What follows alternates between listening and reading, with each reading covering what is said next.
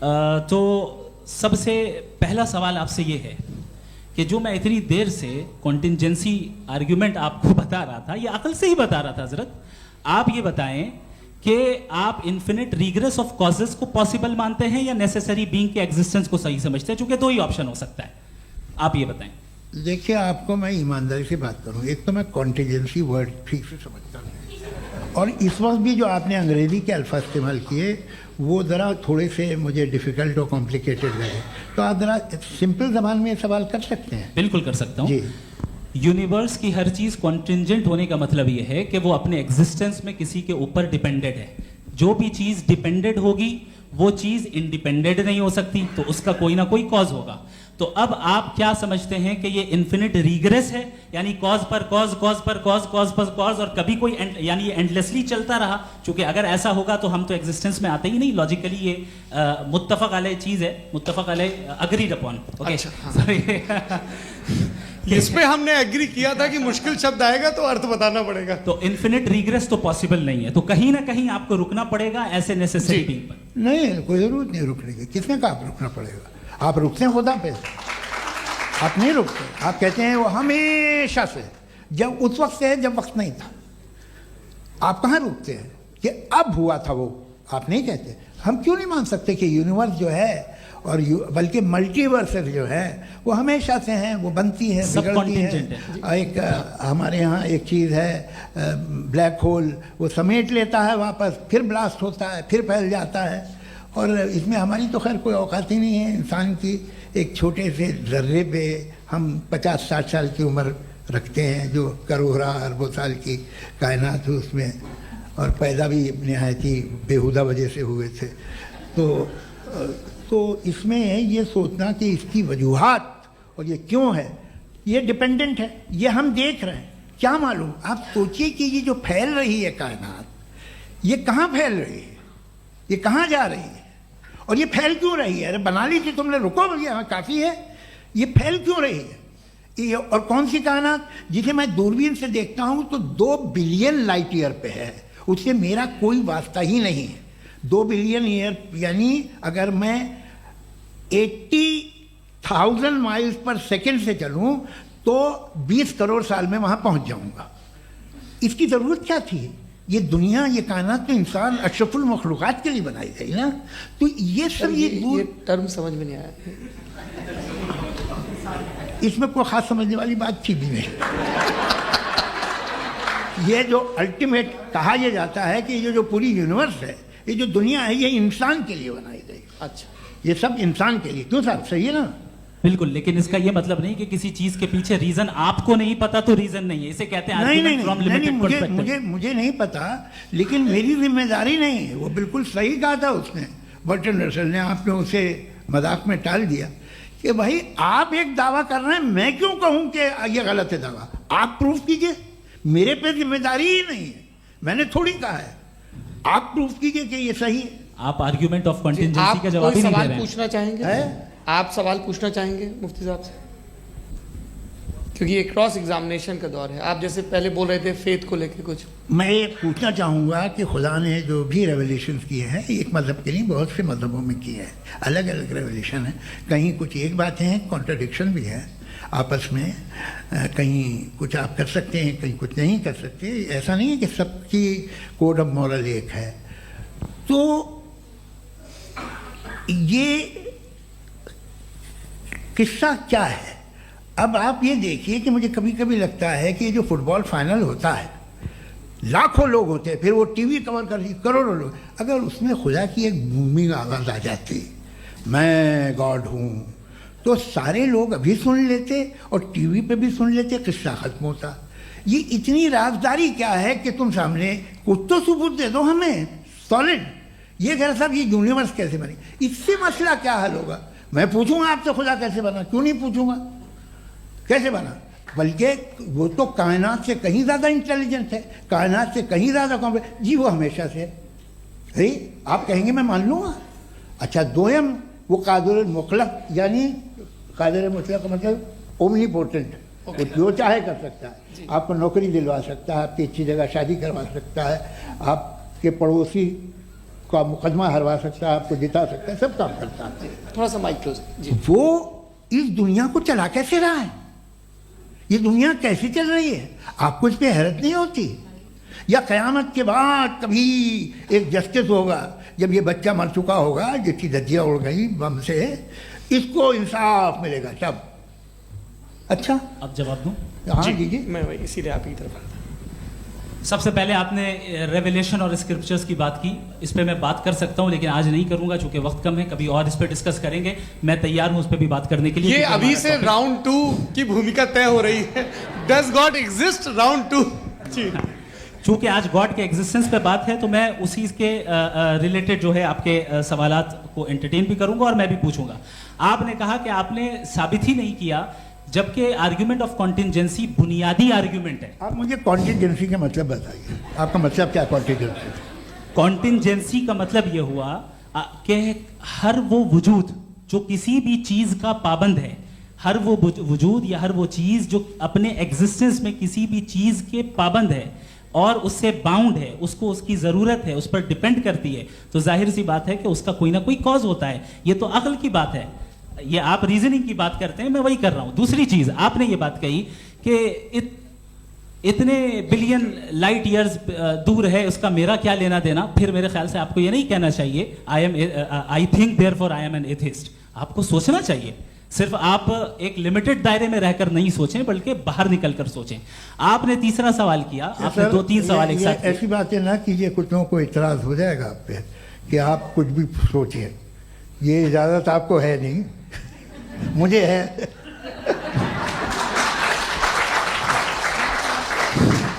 जी आपने problem of evil के ताल्लुक से सवाल किया और बार बार आप एक लफ्ज रिपीट कर रहे हैं कि ओमनीपोटेंट गॉड है, ऑल पावरफुल गॉड है। यही तो दरअसल समझना है कि गॉड का कॉन्सेप्ट क्या है। प्रॉब्लम ऑफ इविल जो है, प्रॉब्लम ऑफ इविल दर हकीकत 2 असम्पशंस पर कायम है। अगर आप इन 2 असम्पशंस को समझ जाएं तो ये प्रॉब्लम नहीं रहेगी, आर्ग्यूमेंट आपको समझ में आ जाएगी कि ये कोलैप्स कर जाता है। पॉइंट नंबर 1, यानी जो आपका सबसे पहला फॉल्स असम्पशन है कि गॉड मर्सीफुल है, ओमनीपोटेंट है, दुनिया में जुल्म हो रहा है। लेकिन आपको यह समझना चाहिए कि हमारे वर्ल्ड व्यू के मुताबिक गॉड सिर्फ ओमनीपोटेंट और सिर्फ मर्सीफुल नहीं है, बल्कि वो ऑल वाइज भी है और वो ऑल नोइंग भी है। उसके हर काम के पीछे हिकमत और विजडम है। ये कोई जरूरी नहीं है कि वो हिकमत और विजडम आपको समझ में आए या मुझे समझ में आए। अगर आप जो समझ रहे हैं उसके मुताबिक आप फैसला कर रहे हैं, ये लिमिटेड पर्सपेक्टिव से आर्ग्यूमेंट है। और इस चीज को हम अपनी दुनिया में, अपने लाइफ में, डेली लाइफ में इस प्रिंसिपल को एक्सेप्ट करते हैं। हम जब किसी डॉक्टर के पास जाते हैं, डॉक्टर के पास जाकर वो अगर उसने हमें कोई दवाई दी है तो हम ये तो नहीं कहते कि जब तक आपके पास जितना नॉलेज और जितना विजडम नहीं है, आपने क्यों ये दवाई दी है, तब तक हम इस चीज को एक्सेप्ट नहीं करेंगे। नहीं कहते, हम उसकी अथॉरिटी को तस्लीम करते हैं। क्यों? क्योंकि उसकी हम जानते हैं कि वो नॉलेजेबल है, वो विजडम वाला है, हमसे ज्यादा नॉलेज और हमसे ज्यादा विजडम है। बताएं सर। नहीं, डॉक्टर में और खुदा में बड़ा डिफरेंस है। डॉक्टर पढ़ा लिखा होता है एक, तो मैं उसकी बात सुनूंगा। 2 ये नहीं, कुछ जवाब तो ये भी नहीं है। सर प्लीज, आप अगर सब ऑडियंस से बोलने लगेंगे तो फिर मतलब नहीं सिविलाइज्ड बहस का। मतलब आप ये कहें कि चूंकि आप डॉक्टर पे बिलीव करते हैं इसलिए खुदा पे बिलीव कीजिए, क्या ये मिसाल आपको समझाने के लिए आर्ग्यूमेंट है, इस पे आपको एतराज नहीं है। तो सिंपल बात ये है कि मैं अगर ये यकीन कर लूँ कि एक ओमनीपोटेंट, उसकी मसलहत है, ये जो बच्चे मर रहे हैं ये मसलहत है उसकी, मुझे नहीं चाहिए इसकी मसलहत। उसकी मसलहत नहीं, यही तो समझना है। मतलब एक्सपीरियंस। अच्छा, इस आपने अभी मेरी बात पूरी सुनी नहीं। मैंने कहा आपका पूरा आर्ग्यूमेंट 2 फॉल्स असम्पशंस पर है। एक फॉल्स असम्पशन मैंने बता दिया, दूसरा फॉल्स असम्पशन ये है कि इस दुनिया में इविल के होने का कोई गुड रीजन नहीं है, जबकि हमारे पास बाज रीजंस मौजूद हैं, हमारे पास बाज वजूहात मौजूद हैं। अगर इस दुनिया में इविल ना हो तो आप गुड को डिफाइन कैसे करेंगे? अगर जुल्म ना हो आप इंसाफ को समझेंगे कैसे? अगर तारीकी ना हो तो आप लाइट को समझेंगे कैसे? बहुत अच्छे। अभी और सुन लें, अभी और बाकी है। ये तो बात बहुत पसंद आई साहब मुझे, कि जब तक रेप ना हो तब तक औरतों की इज्जत का ख्याल आपने मेरा जवाब पूरा सुना ही नहीं। जब तक के बच्चों का कत्ल ना किया जाए तब तक आपको बच्चों की मासूमियत की इज्जत। आपने पूरा जवाब सुना ही नहीं। क्या बात है, क्या आपने नुक्ता निकाला हुआ? आपने पूरा जवाब सुना ही नहीं। आप सुन लें, मेरी बात सुन लें। ये मैंने आपको एक चीज बताई। दूसरी चीज, इस दुनिया में हम आए हैं टेस्ट के लिए, हमारा टेस्ट हो रहा है और हर इंसान का अलग अलग अंदाज में टेस्ट होता है। और इस दुनिया में अगर इविल मौजूद है तो वो इविल जरिया है हमारे अंदर ह्यूमन नोबल क्वालिटीज को डेवलप करने का और अलग अलग फील्ड में प्रोग्रेस करने का। और अगर हमारे अंदर और इस दुनिया में इविल नहीं होता तो बताइए टेस्ट का मतलब क्या होता? अगर मैं अपने स्टूडेंट को एमसीक्यूज दूं और उसमें सिर्फ राइट आंसर लिख कर दे दूं और कहूं तुम्हारा टेस्ट हो गया, ये मीनिंगलेस है। इस दुनिया में अगर हम टेस्ट के लिए आए हैं तो जाहिर है गुड एंड इविल दोनों मौजूद है। तो अगर गुड एंड इविल दोनों मौजूद है तो ये इविल भी खुदा का बनाया हुआ है। जी हाँ, खुदा का बनाया हुआ है, लेकिन अच्छा चलो अच्छी बात। जी बिल्कुल, तो बिल्कुल खुदा ने मतलब बनाया। अभी तो ये है कि जो मेजॉरिटी है दुनिया में वो इविल है, तो ये खुदा एक्चुअली इविल के साइड पे लग रहा है मुझे। बिल्कुल भी नहीं, मैं बताता हूं। मेजॉरिटी में तो वो है। क्या बात कर रहे हैं भाई आप? मैं बहुत कोई भी जो मुंसिफ होगा, चाहे आपका अपना घर हो जिसके आप सबसे बड़े हैं, चाहे आपकी ऑर्गेनाइजेशन हो जो आप चलाते हैं, वहां पर आप इविल रखेंगे साबित करने को कि बाकी लोग शरीफ हैं। मेरी बात सुन क्या लें। ये आर्ग्यूमेंट ही गलत है? अगर कि जब तक के कोई इविल नहीं होगा तब तक के शरीफ आदमी शरीफ नहीं लगेगा। अगर एग्जामिनर गलत ऑप्शन दे रहा है तो एग्जामिनर इविल नहीं हो गया, जो गलत ऑप्शन को सेलेक्ट कर रहा है वो फेल होगा। क्रिएटर ने इविल को बनाया है लेकिन वो इविल नहीं है। अच्छा सुनिए मेरी बात, चलिए, लेट मी कंप्लीट सर। जी जी। क्रिएटर ने इविल को बनाया है टेस्ट के लिए, वो इविल नहीं है। इविल वो होगा जो उसे इख्तियार करेगा। छुरी को बनाने वाला गलत नहीं होता है, छुरी का गलत इस्तेमाल करने वाला गलत होता है। रेप को कैसे गलत इस्तेमाल करते हैं? रेप इंसान के फ्री विल का नतीजा है। ये रेप कैसे गलत इस्तेमाल होता है? ये मुझे अब सुन ले, अब सुन ले। गलत इस्तेमाल होता हाँ मैं बता रहा हूँ ना, रेप कैसे गलत मैं बता रहा हूँ जी। कि जो इविल इस दुनिया में मौजूद है उसके कई सारे तरीके हैं। एक तरीका इंसान का अपना फ्री विल है। अब अगर कोई रेपिस्ट रेप कर रहा है तो इसका गॉड का कसूर नहीं है, वो अपने फ्री विल का गलत इस्तेमाल कर रहा है, उसको सजा मिलनी चाहिए। अच्छा। और उसी के लिए जहन्नम बनाई गई है। ये फ्री विल का भी बड़ा चक्कर। आप जब कोई बुरा काम करते हैं या कोई बुराई होती है तो ये कहा जाता है कि ये फ्री विल है।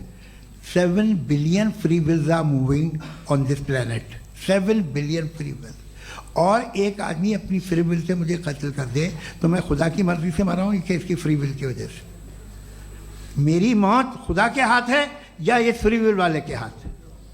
खुदा ने फ्री विल का निजाम बनाया है और उस निजाम का गलत इस्तेमाल करके कोई आपको मार रहा है, इस्तेमाल करके मेरा कत्ल कर देता है। अब मेरी मौत का जिम्मेदार कौन है? वो इंसान जिम्मेदार है। वो इंसान। जी। तो ये कहना कि और उसको सजा मिलेगी।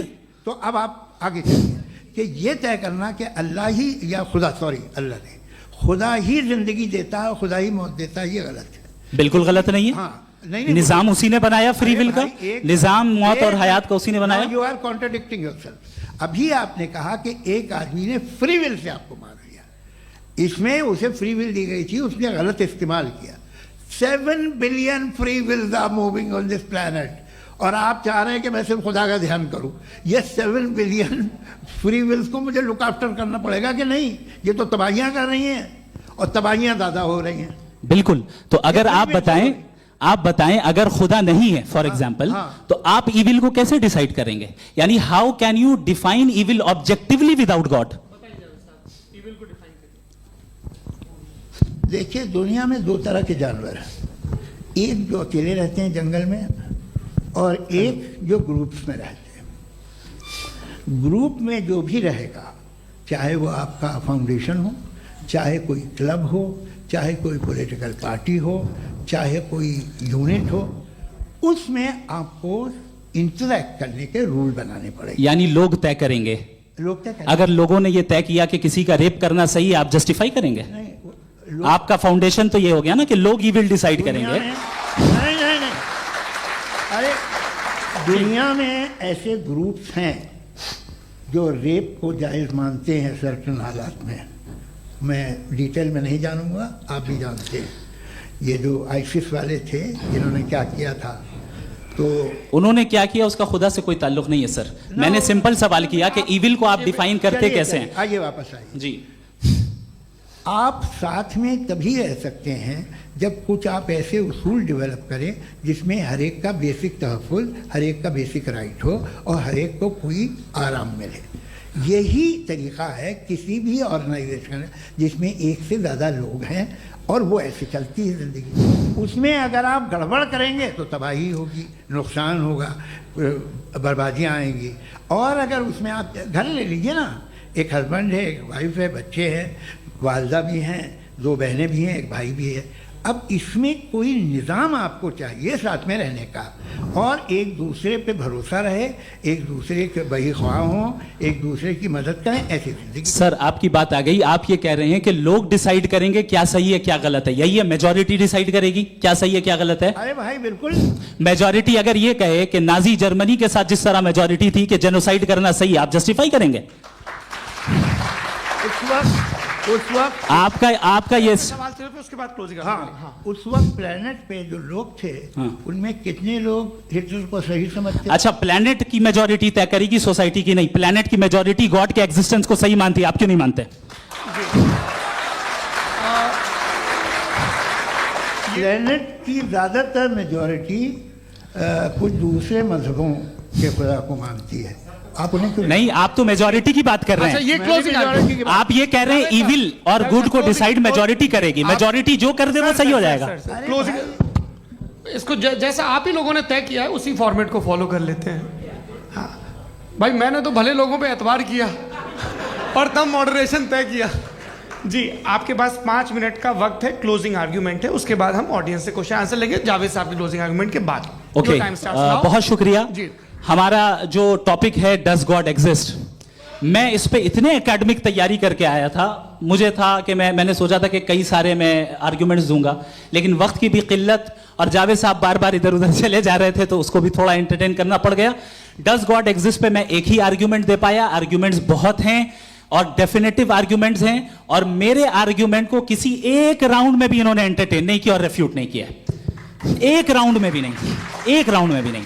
और ना ही अभी आपका क्लोजिंग आर्ग्यूमेंट आएगा, नहीं, वो बता देना। Argument of contingency sir. अरे मैं आपसे कई बार कह चुका हूँ कंटीजेंसी का मतलब अब मैं कैसे समझाऊं आपको? आपस में हाँ, आप और कितने आसानी से समझाऊं मैं, मुझे तो नहीं समझ में आ रहा है। आप अपनी आर्ग्यूमेंट ऑफ कंटीजेंसी उर्दू में बोल सकते हैं। हाँ, आप अपनी बात पूरी कर लें जी, आखिरी 4 मिनट। दूसरी चीज, just a minute please ma'am, can I talk? दूसरी चीज ये है कि आपने एक तो इसका जवाब नहीं दिया, दूसरा आपने गॉड के ना होने पर कोई डेफिनेटिव आर्ग्यूमेंट नहीं दिया, सिर्फ मजहब पे बात कर रहे हैं आप। मजहब तो आज हमारा टॉपिक ही नहीं था, आज तो हमारा टॉपिक हो, आप मजहब से ले लेकर आईएस तक चले गए। भाई हमारा क्या ताल्लुक है उससे? We condemn them. और उसका गॉड से क्या ताल्लुक है? अगर कोई गलत काम कर रहा है, किसी ने किसी को कत्ल किया, किसी ने किसी का रेप किया, उसको सजा मिलनी चाहिए। और आपके पास कोई भी rational strong foundation of morality नहीं है। आपने कहा कि मेजॉरिटी तय करेगी सोसाइटी की, वो सही होगा। मैंने कहा हिटलर को फिर आप सही कहेंगे? नहीं, प्लैनेट की सोसाइटी की मेजॉरिटी तय करेगी। तो प्लैनेट की मेजॉरिटी गॉड के एग्जिस्टेंस को मानती है, आप कह रहे हैं ये रिलीजियस है। तो यानी आपके पास कोई स्ट्रॉन्ग फाउंडेशन नहीं है ऑब्जेक्टिव मोरालिटी का। ऑब्जेक्टिव मोरालिटी का अगर कोई फाउंडेशन है तो वो सिर्फ गॉड है, गॉड है, गॉड है। थैंक यू जी। ये मुफ्ती शमाइल नदवी साहब का क्लोजिंग आर्ग्यूमेंट था। अब हमारे पास जी जी ये बड़ा अच्छा है कि दोनों लोगों को मॉडरेटर से शिकायत भी और बोल रहे भाई हमारी शाबाशी भी तो करते चलो। अब मेरी बात जी, आपके पास जावेद अख्तर साहब 5 मिनट का वक्त है, ये आपका क्लोजिंग आर्ग्यूमेंट है, टाइम रीसेट कर दें जी। देखिए, बहुत सारी बातें हैं। गॉड का डेफिनेशन दुनिया के किसी भी रिलीजन में है कि वो ओमनीपोटेंट है, ओमनीप्रेजेंट है, he is just, he is kind, he loves you and so on. मैं जब दुनिया देखता हूँ तो मुझे कोई ऐसा सुप्रीम पावर यहाँ दिखाई नहीं देती है जो इंसान की बहबूदी के लिए कुछ कर रही हो, कमज़ोर को बचा रही हो, मदद कर रही हो, जालिम को पीछे हटा रही हो। मैं नहीं देखा, तारीख़ में नहीं। एक तो अगर है और ये देख रहा है तमाशा, तो उसका होना न होना बराबर है। दोयम ये कि ये जो है, जब आप ये कहते हैं कि कायनात जिसकी कंटीजेंसी है, मैं देखिए वो लफ्ज़ इस्तेमाल किया मैंने, तो ये कैसे हो सकती है भाई? और फौरन आप सरेंडर कर देते हैं कि जाहिर है कि इसका बनाने वाला तो इससे 10,000 गुना था तो कॉम्प्लिकेटेड होगा। उस पर आपके होने पे कोई इतराज़ नहीं है। उसे वो टाइमलेस है, वो पहले से था, टाइम तो बहुत बाद में आया। ये सब आप मानने को तैयार है, जिसका आपके पास कोई सबूत नहीं, आपके पास कोई रीज़न नहीं है। आपकी तारीख क्या है मज़हबों की, बिलीफ की, जो खुदाओं का बिलीफ है, ये कॉन्स्टेंटली गलत साबित होता रहा है। मतलब आप कहें कि अरिस्टोटल के ज़माने में तो सब जाहिल थे, वो भी इतने ही यकीन से खुदा पे यकीन रखते थे, जो अब नहीं रहा, ये भी नहीं रहेगा, आप लिख लीजिए। और इसके आसार आपको दुनिया में दिखाई देना शुरू हो चुके हैं। ये बहस क्या आज से 100 साल पहले इस तरह हो सकती थी? यहाँ तक तो आपको हम ले आए हैं। तो सर अरे इनको मदद की ज़रूरत नहीं भाई, ये सेल्फ सफिशिएंट आदमी है, आप क्यों इनकी मदद कर रहे हैं? Sir please. तो ये जो है तमाम बातें अपनी जगह हैं, ये एक पैकेज है। आप अकेले, कोई आदमी ऐसा नहीं जो सिर्फ गॉड को मानता हो, उसके साथ बहुत पैराफर्नेलिया आता है, अलग अलग पैराफर्नेलिया आते हैं। They have always created chaos in the society. मैं तो आपको सीधा ऑफर देता हूँ कि दुनिया में 10 इम्पॉर्टेंट बिलीव्स है, आप एक मानते हैं, 9 नहीं मानते, 9 में आप एथियस्ट हैं, 9 को आप बिल्कुल रीजनेबली मेरी तरह देखते हैं। तो 90 मजहबी आदमी भी 90% एथियस्ट है, वो दूसरे खुदा नहीं मानता, एक खुदा मानता है अपना वाला, बाकियों को कहता है गलत है। अगर आप मानना ही बंद कर दे तो आपका 10% चांस है कि आप सही हैं और 90% चांस है कि आप गलत हैं। मेरा मशवरा है, आप मानना छोड़ दिए तो 50% चांस होगा कि आप सही हैं और 50% चांस होगा, 40% आप गेन करेंगे बाय बिकमिंग एन एथियस्ट।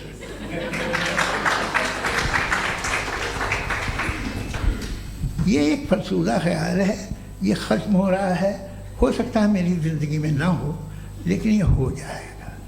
जो बातें ये इनको आप मेटाफिज़िकल ये वो ऐसे रिस्पेक्टेबल टर्म दे दिए, ये तो उन लोग के हैं जिन्हें ना फिज़िक्स मालूम थी ना मेटा मालूम था, ये उन्होंने आपको दिए हैं।